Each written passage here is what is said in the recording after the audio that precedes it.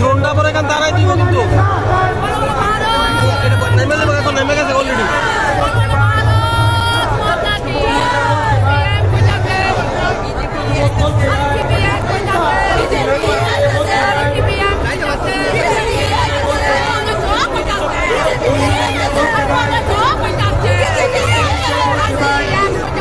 লোকটা ভাঙে বাপুর এটা মনে লাগে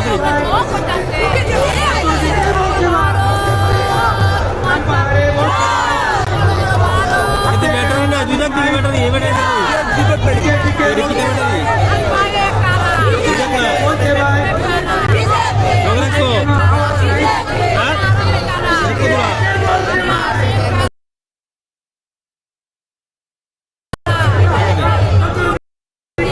বাপুর এটা ফোন লাগা নামাই জেনে দিঘা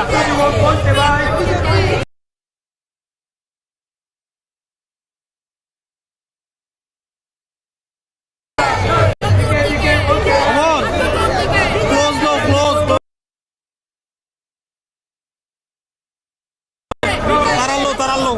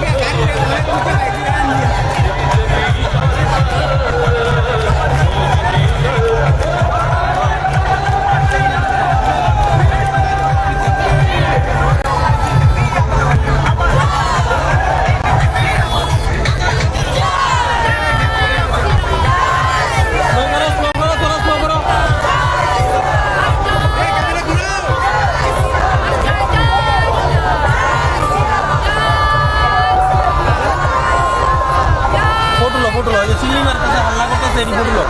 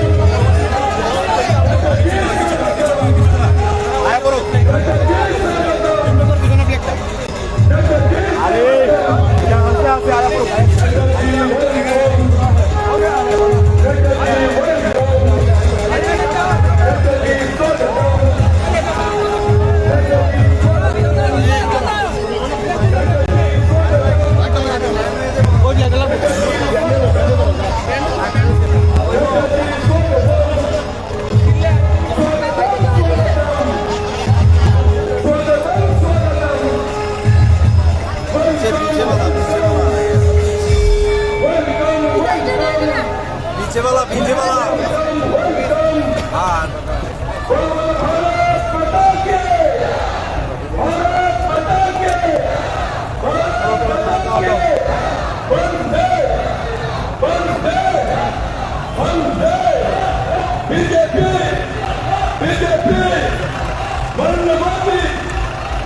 जी को जय श्री राम। नड्डा जी को जय श्री राम। नड्डा जी को जय श्री राम। नड्डा जी को जय श्री राम। भाई भाई भाई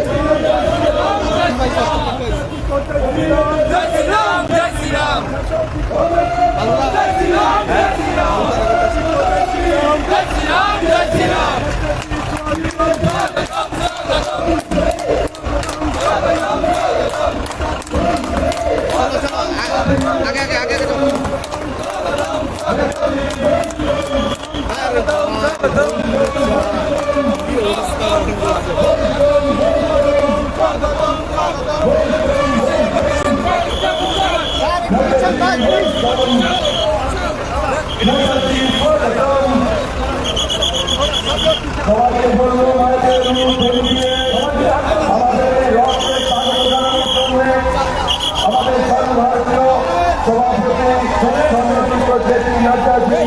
আমাদের মুখ্যমন্ত্রী প্রাক্তন মুখ্যমন্ত্রী মুখ্যমন্ত্রী প্রত্যেকে মিলে এই রথযাত্রায় সামিল হয়েছেন এবং আজকের এই সমাপনী অনুষ্ঠানে যুবা দিবসে স্বামীজির জন্মদিবসে এই সমাপনী অনুষ্ঠানে প্রদেশ বিজেপির তরফ থেকে জেপি নাড্ডাজিকে এবং অন্যান্য নেতৃত্বকে আমরা স্বাগত জানাই।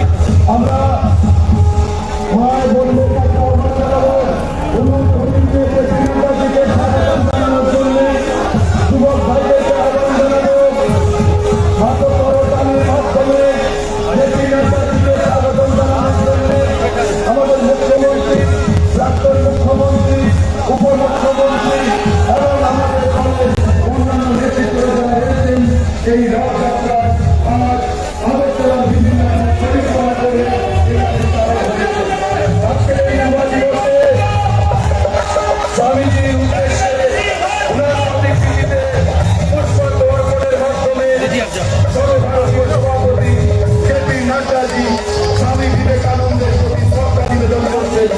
সঙ্গে রয়েছেন আমাদের রাজ্যের জনপ্রিয় মুখ্যমন্ত্রী, রয়েছেন প্রাক্তন মুখ্যমন্ত্রী, রয়েছেন উপমুখ্যমন্ত্রী, কেন্দ্রীয় প্রতিমন্ত্রী, সাংসদ এবং আমাদের রাজ্য স্তরের এবং কেন্দ্রীয় স্তরের অন্যান্য নেতৃত্বরা আমাদের এই আজকের এই যুবা দিবসে সমাপনী অনুষ্ঠানে সর্বভারতীয় সভাপতি আমাদের জেপি নাড্ডাজি আমাদের মধ্যে উপস্থিত হয়েছেন আজকের এই ঐতিহাসিক সমাবেশে আপনাদের উদ্দেশ্যে কথা বলার জন্য। সঙ্গে রয়েছেন আমাদের মুখ্যমন্ত্রী, প্রাক্তন মুখ্যমন্ত্রী, উপমুখ্যমন্ত্রী, জেপি নাড্ডাজি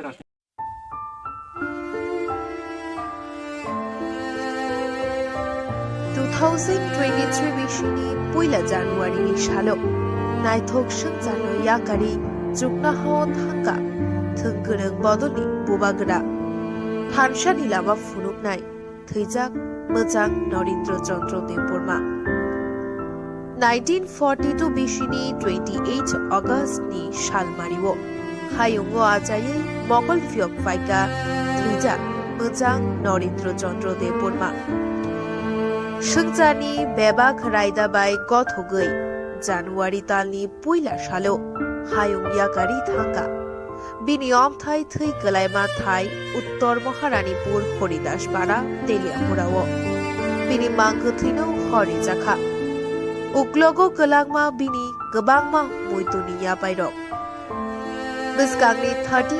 जानुवारिनि सालो मोजां नरेंद्र चंद्र देव बर्मानि फला गोजांनि सुरिमु सान्नानि बागै नखुनि बरंनि मोखांति खांजांमा बान्दा संजाजागना थाङै दङ असालो बायाब जालाय जाति गुस्ति सान्दाय रत्न फायै माजाक फायनानि बागै कमखा बिनिहि मजश्री देव बर्मा साजला सुब्रत देव बर्मा देवव्रत देव बर्मा प्रियाव्रत देव बर्मा प्रदीप व्रत देव बर्मा साजक शांति देव बर्मा जानती देव बर्मा हामजक रीना शम्भु कन्या कल्पना एलिजाबेथ बोजामारी विशरद विजय तै बुसुक धीराज सामुएल मोनालिसा शिल्पिया निहारिका आरुषि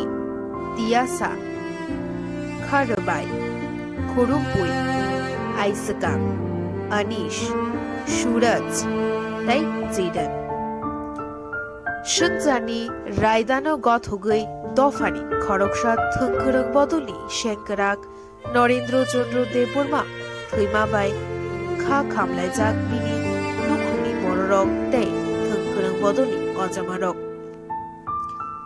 खुम्पुनि बोखाक्तिबो खा खाममानि तै फला काहाम तंनानि सुरिमु याफारो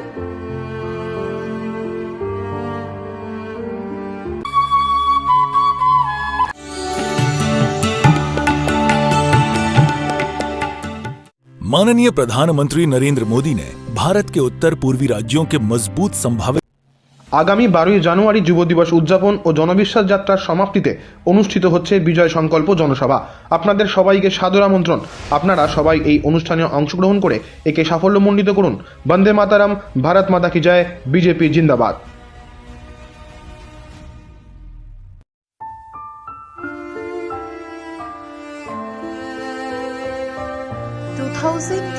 बिसिनि पुइला जानुवारिनि सालो नायथक संजानो याकारि जुगनाहाव थांगा थोंगोरों बदलनि बुबागोरा थानसानि लामा फुनुकनाय थैजाक मोजां नरेंद्र चंद्र देव बर्मा 1942 बिसिनि 28 अगस्टनि सालमारिवो हायुंगो आजायै मगल फियक फाइका थैजाक मोजां नरेंद्र चंद्र देव बर्मा संजानि बेबाक रायदाबाय गथगै जानुवारि तालनि पुइला सालो हायुं याकारि थांगा बिनि अमथाय थै गलायमा थाय उत्तर महारानीपुर हरिदास पाड़ा तेलियापुराओ बिनि मांगो थैनो हरि जाखा उक्लगो गलांमा बिनि गोबांमा मुइतुनि यापायरक बिस्कांनि 13 जानुवारिनि सालो मोजां नरेंद्र चंद्र देव बर्मानि फला गोजांनि सुरिमु सान्नानि बागै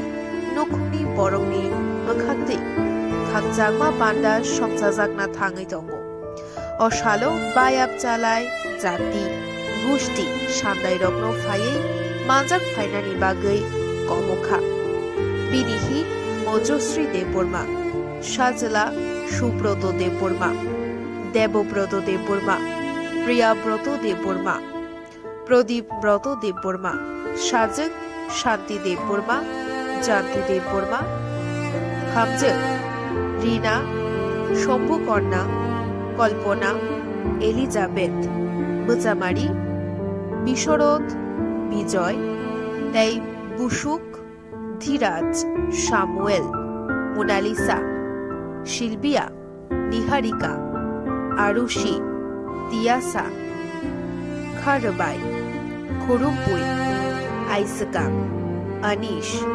সুরজ, তাই জিডান সুনজানি রায়দানো গত হগৈ দফানি খরকসাদ থংখরক বদলি শেঙ্করাক নরেন্দ্র চন্দ্র দেববর্মা থৈমাবাই খা খামলাইজাক বিনি নুখুনি মররক তাই থংখরক বদলি অজামারক খুম্পুনি বখাকতিব খা খামমানি তাই ফলা কাহাম তগনানি সুরিমুনিয়া ফারো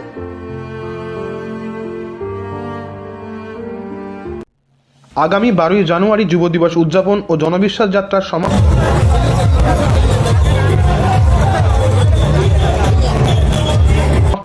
অনুষ্ঠিত হচ্ছে বিজয় সংকল্প জনসভা। আপনাদের সবাইকে সাদর আমন্ত্রণ। আপনারা সবাই এই অনুষ্ঠানে অংশগ্রহণ করে একে সাফল্যমণ্ডিত করুন। বন্দে মাতারাম, ভারত মাতা কি জয়, বিজেপি জিন্দাবাদ।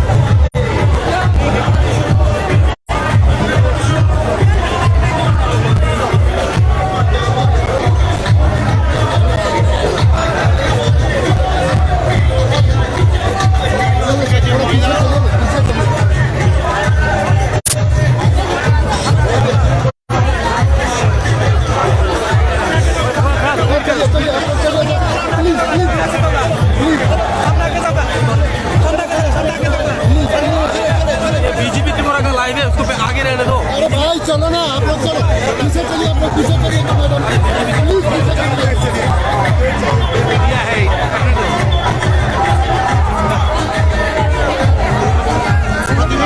মহোদয় এবং অন্যান্য যারা আমাদের কেন্দ্রের এবং ত্রিপুরার সমস্ত নেতৃবৃন্দ, আমাদের এমএলএগণ, আমাদের সমস্ত কার্যকর্তা থেকে শুরু করে এখানে সমস্ত ত্রিপুরাবাসীর, যেখানে আগরতলা আমরা 5-6টা খালি মণ্ডল থেকে এখানে বলেছি, সমস্ত কার্যকর্তাদের আমি হার্দিক অভিনন্দন জানাচ্ছি। বন্ধুগণ, আজকে আন্তর্জাতিক যুব দিবস, বিবেকানন্দজির জন্মদিন। সেই উপলক্ষে আমরা সবাই প্রথমে এই মঞ্চে ওঠার আগে আন্তর্জাতিক যুব দিবস আমরা পালন করছি।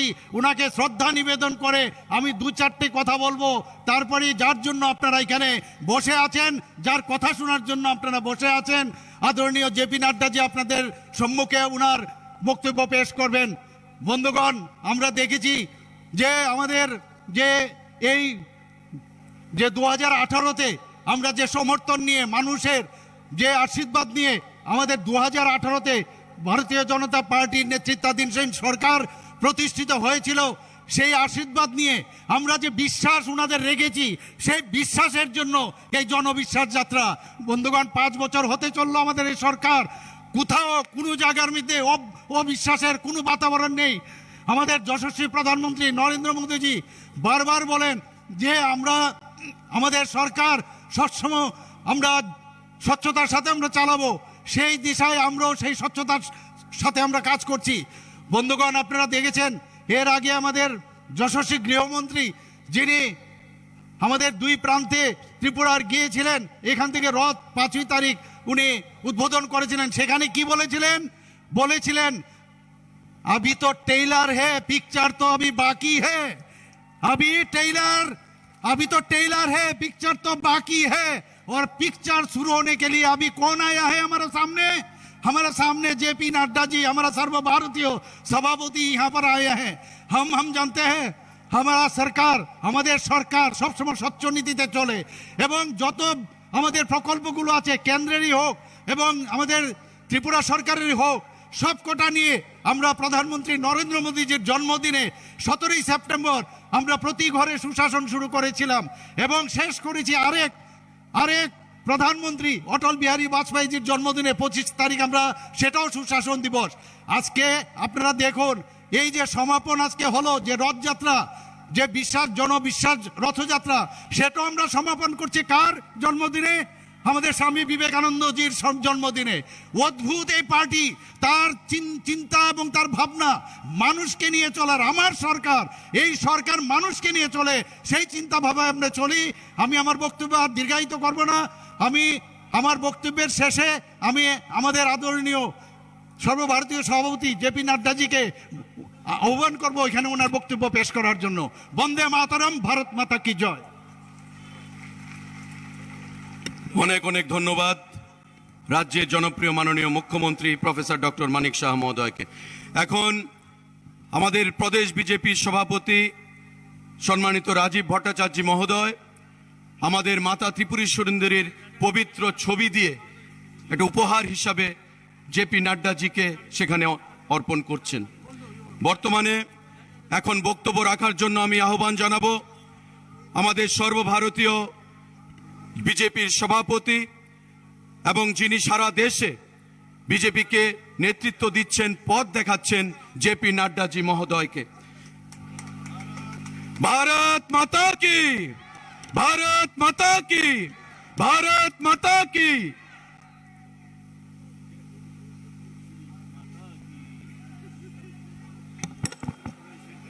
आज के इस विशाल जनसभा में मंच पर उपस्थित त्रिपुरा के बहुत ही यशस्वी, प्रभावी,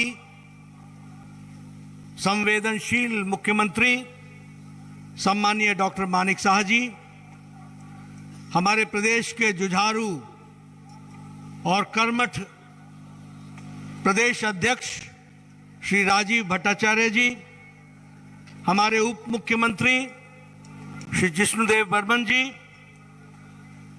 राज्यसभा में मेरे साथी और पूर्व में मुख्यमंत्री रहे भाई विप्लव देव जी, भारत सरकार में मंत्री बहन प्रतिमा भौमिक जी, हमारे राष्ट्रीय प्रवक्ता संबित पात्रा जी, हमारे पूर्व मंत्री उत्तर प्रदेश से महेंद्र सिंह जी, हमारे लोकसभा में साथी और यहाँ के प्रभारी श्री महेश शर्मा जी, त्रिपुरा सरकार में हमारे सभी वरिष्ठ मंत्रीगण, विधानसभा में हमारे स्पीकर रतन चक्रवर्ती जी और हमारे दार्जिलिंग से सांसद और हमारे युवा मोर्चा के वरिष्ठ पदाधिकारी श्री राजू बिष्टा जी, सम्मानित मंच और आज जन विश्वास यात्रा के समापन कार्यक्रम में इस ऐतिहासिक मैदान में एकत्र आए अगरतला में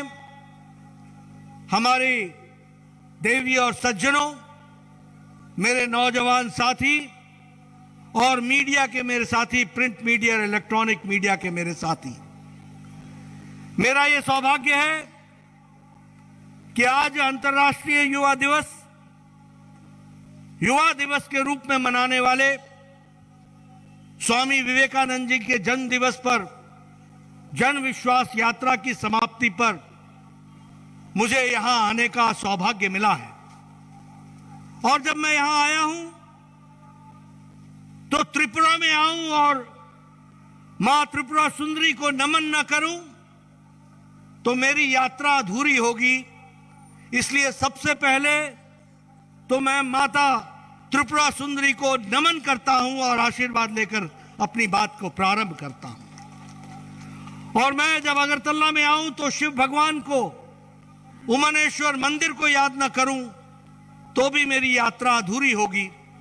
इसलिए मैं शिव भगवान को याद करते हुए उमानेश्वर मंदिर को नमन करते हुए अपनी बात को प्रारंभ करता हूं। मित्रों, आज युवा दिवस है स्वामी विवेकानंद जी की जन्म तिथि है। यह बहुत ही शुभ दिन है जब एक संकल्प के माध्यम से त्रिपुरा की जनता का जन विश्वास लेकर हम यहां इतनी बड़ी संख्या में एकत्र आए हैं। स्वामी विवेकानंद कहते थे, किसी भी देश को अपना लक्ष्य रखना चाहिए और अपने लक्ष्य को हासिल करने के लिए अपना योगदान करना चाहिए और उसको अंतिम समय तक निर्णायक मोड़ तक पहुंचाने का सामर्थ्य रखना चाहिए। और उन्होंने कहा था कि भारत स्वाभिमानी देश के रूप में स्वावलंबन के साथ यह आगे बढ़ेगा और स्वावलंबन की तरफ हमको आगे बढ़ना है। मुझे आज खुशी है कि जब हम युवा दिवस मना रहे हैं तो भारत मोदी जी के नेतृत्व में और भारत का युवा सेल्फ रिलायंट स्वावलंबन की ओर अग्रसर हो रहा है और आत्मनिर्भरता के दृष्टि से आगे बढ़ रहा है। और आदरणीय प्रधानमंत्री जी के नेतृत्व में चाहे युवाओं का प्रशिक्षण हो, चाहे युवाओं को आगे लाने की बात हो, चाहे युवाओं के लिए स्टार्टअप्स हो और चाहे भारत को स्वावलंबन बनाने के लिए कोई भी कदम उठाना हो, हम गौरव के साथ आज कह सकते हैं कि प्रधानमंत्री नरेंद्र मोदी जी के नेतृत्व में देश स्वावलंबन की ओर बढ़ रहा है, आत्मनिर्भर की ओर बढ़ रहा है और युवा उसमें अपना पूरा योगदान कर रहा है। मित्रों, मैं सिर्फ कहने के लिए नहीं कह रहा हूं, भारत सरकार में मुझे रहने का मौका मिला है। पूरे 5 साल मैं भारत सरकार में रहा हूं। एक जमाना था जब एक all India institute of medical sciences होता था दिल्ली में। अटल जी ने 6 all India institute of medical sciences खोले और आज मैं गौरव के साथ कह सकता हूं कि भारत में 23 all India institute of medical sciences खड़े हो रहे हैं। 23। अगर मैं बात करूं तो एक जमाने में 387 मेडिकल कॉलेज होते थे और आज मुझे खुशी है कि पिछले 7 सालों में यह संख्या 700 से अधिक मेडिकल कॉलेज की हो गई है। यह भी हमको ध्यान रखना चाहिए। अगर मैं बात करूं तो जहां हमारे मेडिकल की सीट्स 30,000 हुआ करती थी, आज हमारी मेडिकल की सीट्स 80,000 क्रॉस कर रही हैं। हर साल 80,000 से ज्यादा बच्चे बनते हैं। अगर मैं बात करूं आईआईटी की तो 16 आईआईटीज होती थी, आज 23 इंडियन इंस्टीट्यूट ऑफ टेक्नोलॉजी हैं। इसलिए विकास की एक नई कहानी लिखी जा रही है। अगर मैं आईआईएम की बात करूं तो आज 20 इंडियन इंस्टीट्यूट ऑफ मैनेजमेंट खड़े हुए हैं। और अगर मैं विश्वविद्यालयों की बात करूं, क्योंकि ये युवा दिवस है, तो 723 विश्वविद्यालय से बढ़कर अब 1050 विश्वविद्यालय बनकर के तैयार हुए हैं जो काम कर रहे हैं। मित्रों, आज मैं नारा सुन रहा था, मोदी है तो मुमकिन है। यह नारा बहुत सही है। मोदी है तो मुमकिन है और मोदी है तो बदलता भारत है, आगे बढ़ता हुआ, छलांग लगाता हुआ भारत है। और फिर मैं कहने के लिए नहीं कह रहा, नई शिक्षा नीति दी गई है। कभी किसी ने सोचा था कि बंगाली में उत्तर देकर के कोई डॉक्टर बनेगा? कभी किसी ने सोचा था कि असमिया भाषा में वो मेडिकल का डॉक्टर की परीक्षा देगा? कभी किसी ने सोचा था कि हम लोकल भाषा में अपनी पढ़ाई कर सकेंगे? लेकिन मोदी जी ने भारत को इंडिया से निकालकर भारत पहुंचा दिया है, भारत की तरफ आगे बढ़ाया है। यह भी समझना चाहिए। अब भारतीय भाषाओं में साधारण बच्चा पढ़ाई करके कंपटीशन देकर के आगे बढ़ सकता है। अगर मैं स्वास्थ्य की बात करूं, मैं आ रहा था, मुझे मानिक शाह जी ने दिखाया वो विक्टोरिया के जमाने का हॉस्पिटल। ये सामने उसकी बिल्डिंग है, आप देख रहे हैं। ये सारी बिल्डिंगें पिछले 5-6 सालों में खड़ी हुई हैं। सुपर स्पेशलिटी ब्लॉक, नए नए मेडिकल कॉलेजेस के लिए बिल्डिंग, ये सब देने का काम किया है तो आदरणीय प्रधानमंत्री नरेंद्र मोदी जी के आशीर्वाद से हुआ है, यह भी हमको याद रखना चाहिए। और अगर मैं स्किल इंडिया की बात करूं तो मुझे खुशी है कि आज भारत का लगभग 1.5 करोड़ युवा अब स्किल्ड लेबर हो गया है और स्किल दृष्टि से वो आगे बढ़ रहा है, यह भी हमको ध्यान में रखना चाहिए। और अगर मैं त्रिपुरा की बात करूं तो एक समय में त्रिपुरा अभावग्रस्त था, एक समय में त्रिपुरा अभाव से हर चीज से वंचित था। आज हम कह सकते हैं कि त्रिपुरा समृद्ध त्रिपुरा की ओर आगे बढ़ चला है और उसको बढ़ाने का काम चल रहा है। एक त्रिपुरा, श्रेष्ठ त्रिपुरा, उन्नत त्रिपुरा, सुशासित त्रिपुरा, ये लक्ष्य लेकर के हम चले हैं और डबल इंजन की सरकार में यह काम बहुत अच्छे से हो रहा है। आज जिस जन विश्वास यात्रा में आप यहां समापन में आए, 5 तारीख को भारत के गृह मंत्री ने इसकी शुरुआत की थी और मुझे खुशी है कि 200 से ज्यादा जनसभाएं हुई हैं। 8 जिलों में 60 विधानसभाओं से होती हुई, 100 पद यात्राएं करती हुई, 50 रोड शो करती हुई आज ये बड़ा समागम हमारे सामने दिखता है और जनता का विश्वास लेकर के आया है। मित्रों, मैं आपकी तालियों की आवाज से पहचान लेता हूं कि आपने तय कर लिया है, एक बार भाजपा, बार बार भाजपा, ये आपने तय कर लिया है और इसलिए आप उस ओर अपने आप को अग्रसर करने में पूरी ताकत लगा रहे हैं। मित्रों, मैं यहां एक बात और बताना चाहता हूं। आज हम, आपको जानकर खुशी होगी, यह कोरोना का संकट आया, यह यूक्रेन का युद्ध आया, यह पावर सप्लाई की चेन व्याधित हुई, बाधा पहुंची इसमें, इसके बावजूद भी मोदी जी के नेतृत्व में भारत की अर्थव्यवस्था मुसीबत में भी तीव्र गति से आगे बढ़ती चली गई है। और आपको जानकर खुशी होगी कि जिन अंग्रेजों ने, ब्रिटानिया ने भारत को 200 साल तक राज किया, उस ब्रिटानिया को पछाड़ते हुए भारत आज दुनिया की 5वें नंबर की अर्थव्यवस्था बन गई है और हम 5वें नंबर पर पहुंच गए हैं। अगर मैं बात करूं ऑप्टिकल फाइबर की, गांव-गांव में ऑप्टिकल फाइबर के माध्यम से ब्रॉडबैंड पहुंचाया जा रहा है। यह इंटरनेट का जमाना है और इंटरनेट के जमाने की बात अगर मैं करूं तो 2014 में ऑप्टिकल फाइबर 340 किलोमीटर बिछा था। आज भारत में 2,80,000 किलोमीटर ऑप्टिकल फाइबर बिछ गया है और गांव-गांव में, पंचायत में ऑप्टिकल फाइबर के माध्यम से इंटरनेट की व्यवस्था की जा रही है। एक नया आयाम, एक नई सोच देश को आगे बढ़ाने के लिए नए कीर्तिमान कर रहे हैं। मित्रों, आपको जानकर आश्चर्य होगा, भारत 2014 में 92%, 92% मोबाइल बाहर से इंपोर्ट करता था, बाहर से लाता था। आज आपको जानकर खुशी होगी कि भारत मोबाइल बनाने में दुनिया में दूसरे नंबर पर खड़ा है और 97% मोबाइल भारत में बन रहा है। यह है मोदी जी का बदलता भारत, जिसको हमको समझना होगा। अगर मैं बात करूं स्टील की, तो इस्पात में भारत दूसरे नंबर पर खड़ा है। अगर मैं बात करूं ऑटोमोबाइल इंडस्ट्री में, ऑटोमोबाइल में, तो भारत अब तीसरे नंबर पर खड़ा है। हमसे आगे सिर्फ 2 देश रह गए हैं, अमेरिका और चाइना। हम जापान को भी पछाड़कर भारत ऑटोमोबाइल में भी सबसे आगे खड़ा हो गया है। यह भी हमको समझना होगा।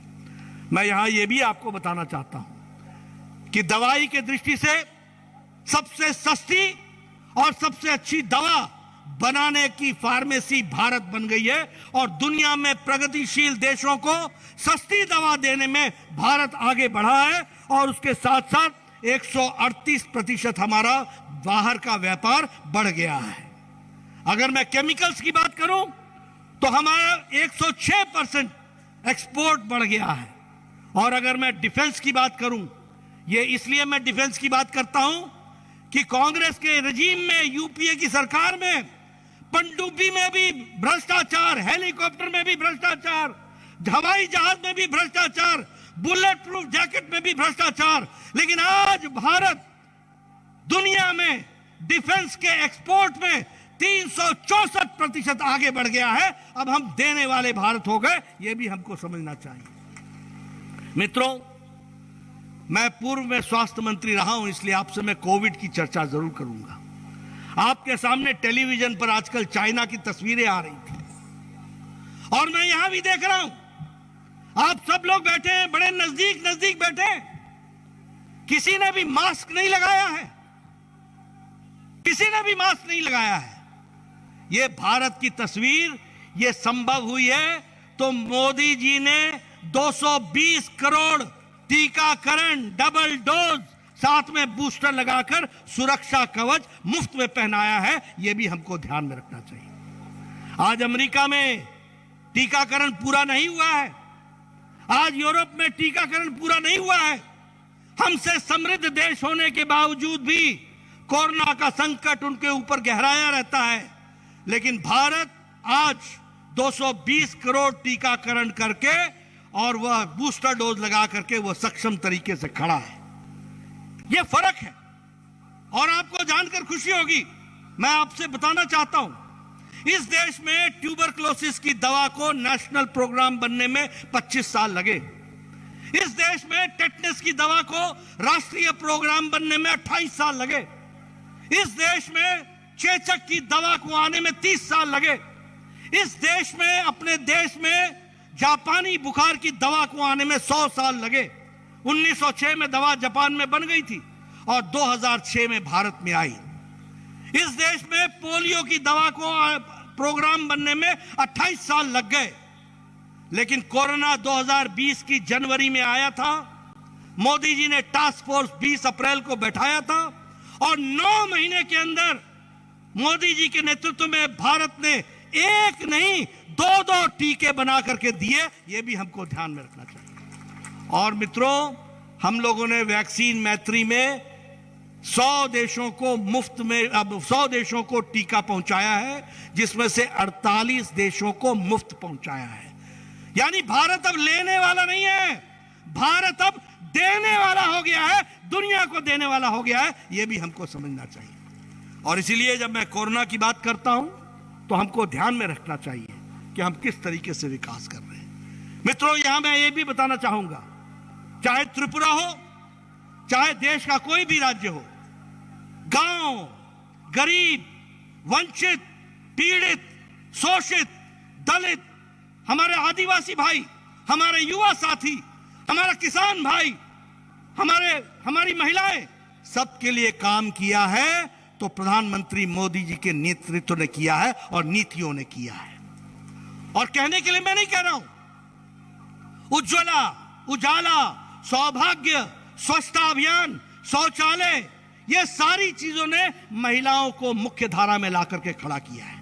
महिला शक्ति, प्रधानमंत्री आवास योजना, आज मैं जाने वाला हूं एक बॉर्डर के स्थान पर, उस गांव का नाम मैं भूल गया,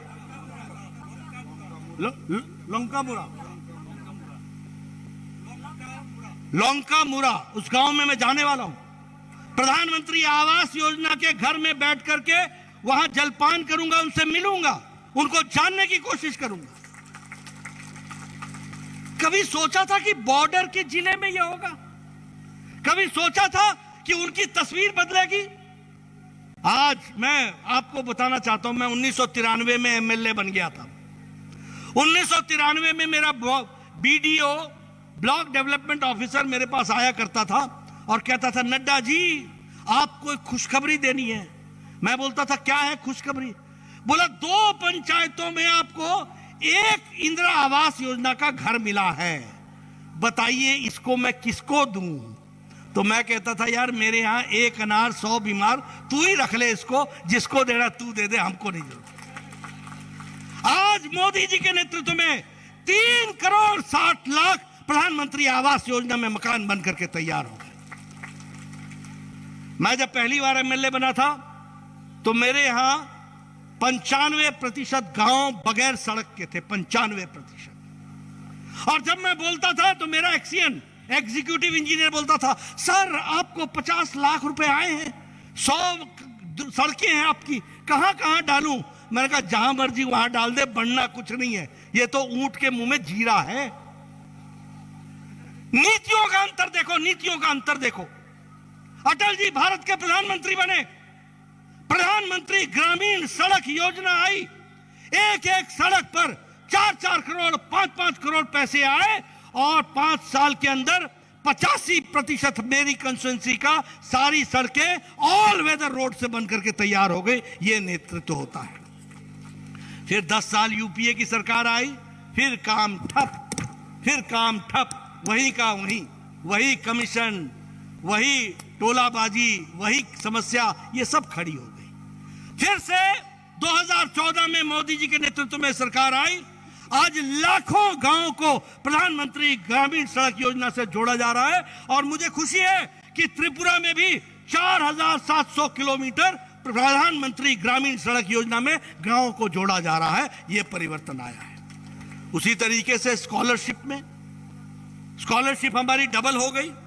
एमएसपी के प्रोडक्ट्स यहां त्रिपुरा में, जो फॉरेस्ट प्रोडक्ट सिर्फ ट्राइबल भाइयों के लिए 8 से 10% होता था, आज 90 प्रोडक्ट्स हैं जिस पर एमएसपी त्रिपुरा की सरकार हमारे आदिवासी भाइयों को दे रही है। और उसी तरीके से वनधन केंद्र में 50,000 हमारे ट्राइबल एरिया के वनधन केंद्र हैं जिन्होंने 9 लाख ट्राइबल्स को एम्प्लॉयमेंट देने का काम किया है, रोजगार देने का काम किया है। जनजाति गौरव दिवस के तहत ट्राइबल्स के लिए 15 नवंबर को तारीख तय की गई है और वह गौरव दिवस के रूप में मनाया जा रहा है। हमारे फ्रीडम फाइटर्स जिन्होंने आजादी की लड़ाई में हमारे आदिवासी भाई ने काम किया, उनके लिए म्यूजियम बनाने का काम किया जा रहा है। इसलिए मित्रों, अगर मैं गांव की बात करूं, गरीब की बात करूं, आज भारत में अति गरीबी आईएमएफ के अनुसार 1% से भी कम हो गई है, 1% से भी कम हो गई है। मालूम है क्यों? क्योंकि मोदी जी ने 80 करोड़ की जनता को 5 किलो गेहूं या 5 किलो चावल और 1 किलो दाल ये देने का प्रधानमंत्री गरीब कल्याण अन्न योजना में देने का काम किया है। इसलिए हमारी गरीबी नीचे आ गई है। अगर मैं स्वच्छता अभियान की बात करूं, 11 करोड़ 80 लाख लोगों के स्वच्छता अभियान में इज्जत घर बना है। आप लोग तो शहर में रहते हैं, मैं तो गांव से आया हूं। मेरे को मालूम है कि एक समय में गांव में हमारी बहनें सूर्योदय से पहले अपने दैनिक नित्यक्रम के लिए जाती थी और सूर्यास्त का इंतजार करती थी ताकि वो अपना दैनिक नित्यक्रम जा सके, और झुंड के झुंड एक साथ महिलाएं जाती थी। आज 11 करोड़ 80 लाख बहनों को इज्जत देने का काम किया है तो नरेंद्र मोदी जी की सरकार ने किया है, ये भी हमको ध्यान रखना चाहिए। उसी तरीके से 11 करोड़ 78 लाख किसानों को प्रधानमंत्री किसान सम्मान निधि हर चौथे महीने में 2-2 हजार। और एक समय प्रधानमंत्री राजीव गांधी बोलते थे, मैं 1 रुपया भेजता हूं, 15 पैसे पहुंचते हैं, 85 पैसे पता नहीं किस हाथ में रह जाते हैं। और आज मोदी जी एक बटन दबाते हैं, एक बटन को क्लिक करते हैं, 15 सेकंड के अंदर 11 करोड़ 74 लाख किसानों के खाते में 2-2 हजार रुपए पहुंच जाता है। यह हो जाता है, इसको हमको समझना चाहिए। इसलिए विकास के दृष्टि से देखा जाए और भारत के बदलती तस्वीर को देखा जाए तो हमारे सामने ये सारी चीजें आती हैं। मैं यहां ये भी कहूंगा, मुझे कहा गया मानिक जी हमारे मुख्यमंत्री हैं और हीरा हमारी योजना है, इसलिए मानिक की मुलाकात हीरा से हो रही है। हीरा क्या है? हीरा है H for highways, I for internet, R for railways and A for Airways. ये हमारी कनेक्टिविटी का रास्ता है, ये हमारे विकास का रास्ता है। और इसीलिए हम विकास की दृष्टि से आज बताइए, अगरतला रेलवे स्टेशन का सौंदर्यकरण हो रहा है कि नहीं हो रहा है? उसमें काम चला है कि नहीं चला है? आप बताइए, हॉस्पिटल्स की बिल्डिंग्स बन रही है कि नहीं बन रही है? आप बताइए, नेशनल हाईवे बन रहे हैं कि नहीं बन रहे हैं? एक समय में आपके पास एक नेशनल हाईवे था, आज आपके पास 7 नेशनल हाईवेज पर काम चल रहा है, 7 नेशनल हाईवेज पर काम। आप बताइए, अब राजधानी एक्सप्रेस सीधे यहां से गुवाहाटी होते हुए दिल्ली जाती है कि नहीं? आप बताइए जन शताब्दी चली कि नहीं चली? आप बताइए रेल कनेक्टिविटी बनी कि नहीं बनी? आप बताइए कि हर दृष्टि से विकास का काम चल रहा है कि नहीं चल रहा है? आप बताइए लंबे समय से ब्रू रियांग का मामला लटका हुआ था कि नहीं लटका हुआ था? आप बताइए हमारे सभी भाइयों को पीसफुली सेटल किया गया कि नहीं किया गया? ब्रू रियांग का समझौता हुआ कि नहीं हुआ? इसलिए विकास की नई कहानी आज त्रिपुरा लिख रहा है, हर दृष्टि से उसको आगे बढ़ाने का काम कर रहा है। मैं यहां यह भी कहूंगा, देखो अभी कुछ देर बाद यहां अंधेरा हो जाएगा। अगर अंधेरे को ध्यान में रखकर उजाले का महत्व तो नहीं समझोगे तो राजनीति में हमेशा नुकसान में रहोगे। आपको अगर बीजेपी को याद करना है तो बीजेपी के साथ साथ सीपीएम की सरकार के भी दिन भी याद रखो।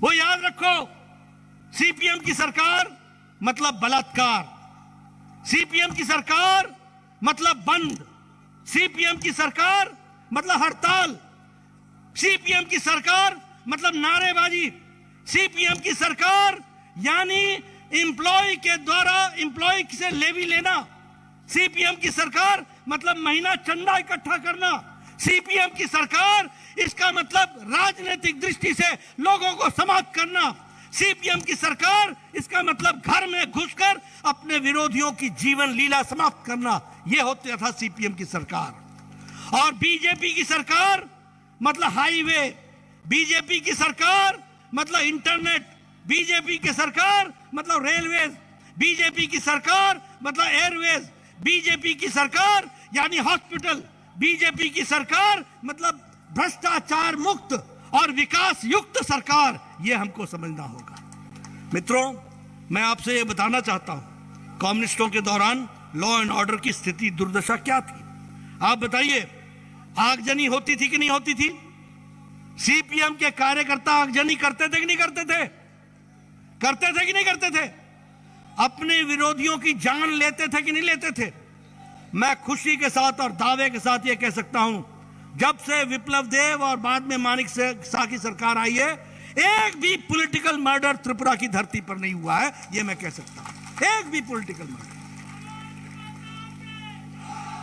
आपको इलाज के लिए प्रदेश से बाहर जाना पड़ता था, आज आपका इलाज प्रदेश में हो रहा है। अगर मैं बात करूं तो कम्युनिस्ट के जमाने में टी गार्डन्स के लोगों की हालत खराब थी। आज टी गार्डन्स के दृष्टि से देखा जाए तो मानिक शाह की सरकार ने दुगनी उनकी चिंता की है और उनकी आमदनी को भी दुगना करने का काम किया। ये आपको याद रखना चाहिए। उसी तरीके से मैंने आपको पहले बताया कि एक नेशनल हाईवे से हम 7 नेशनल हाईवे तक पहुंच गए। आज वर्क कल्चर वापस आ गया है और वर्क कल्चर के माध्यम से हम काम कर रहे हैं। कम्युनिस्टों के दौरान रेगा, जिसको जो मनरेगा होती थी, उस मनरेगा में भ्रष्टाचार ही भ्रष्टाचार था। सारे लोग, अफसर से लेकर के कर्मचारी से लेकर साधारण व्यक्ति भ्रष्टाचार में ही होता था। लेकिन जब से हमारी सरकार आई है,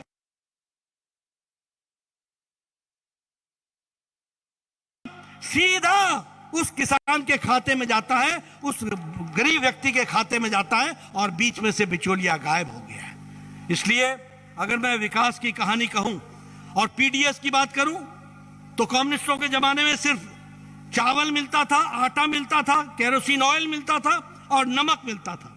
आज मानिक शाह की सरकार में और पहले विप्लव देव की सरकार में पीडीएस में आपको चीनी भी मिलता है, मसूर दाल भी मिलती है, चाय भी मिलती है, सोयाबीन भी मिलता है, चावल भी मिलता है, आटा भी मिलता है, केरोसिन भी मिलता है, नमक भी मिलता है और आने वाले समय में सरसों का तेल भी मिलेगा और मसाले भी मिलेंगे। ये आपको याद रखना चाहिए। ये बदलता त्रिपुरा, ये बदलता त्रिपुरा। आज विकास की नई कहानी लिखी जा रही है। ये जन विश्वास यात्रा में हम ऐसे ही नहीं आए हैं। आप बताइए, कोई भी कम्युनिस्ट नेता या कांग्रेस नेता इतनी देर खड़ा होकर अपनी सरकार के कारनामे गिना सकता है क्या?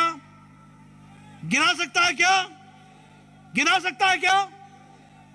ये गिना सकते हैं भ्रष्टाचार, कमीशन, स्कैंडल,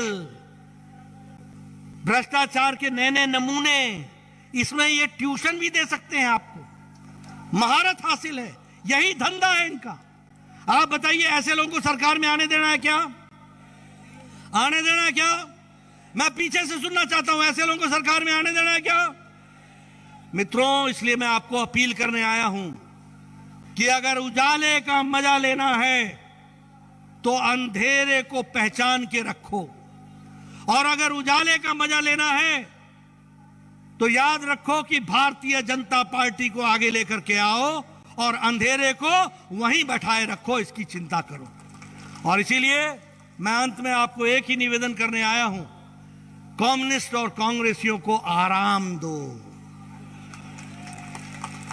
और यहां बैठे लोगों को काम दो, इनसे काम करवाओ और उनको आराम दो। उनको बोलो आपको दवाई घर बैठे मिल जाएगी, ये मोदी जी की राज है, यहां सेवा होती है, डोर डिलीवरी होती है, कोई दिक्कत की बात नहीं। और आपको वैसे भी आप बेरोजगार हो गए, मन भी आपका ठीक नहीं लगता होगा, दवाई की जरूरत तो पड़ती होगी। मैं तो दवा भी देता हूं आपको और दुआ भी देता हूं। आप रहिए जहां है वहां खुश रहिए, आप आराम कीजिए और ये काम करें। क्यों? इसलिए नहीं कि इन्होंने कुर्सी पर बैठना है, इसलिए कि इन्होंने कुर्सी के माध्यम से त्रिपुरा की जनता की तस्वीर और तकदीर बदलनी है, सेवा के भाव से काम करना है। बताइए, आप साथ देंगे ना? साथ देंगे ना? साथ देंगे ना? साथ देंगे ना? आप सबका बहुत बहुत धन्यवाद। बोलिए भारत माता की, भारत माता की, भारत माता की। वंदे वंदे वंदे। बहुत बहुत धन्यवाद।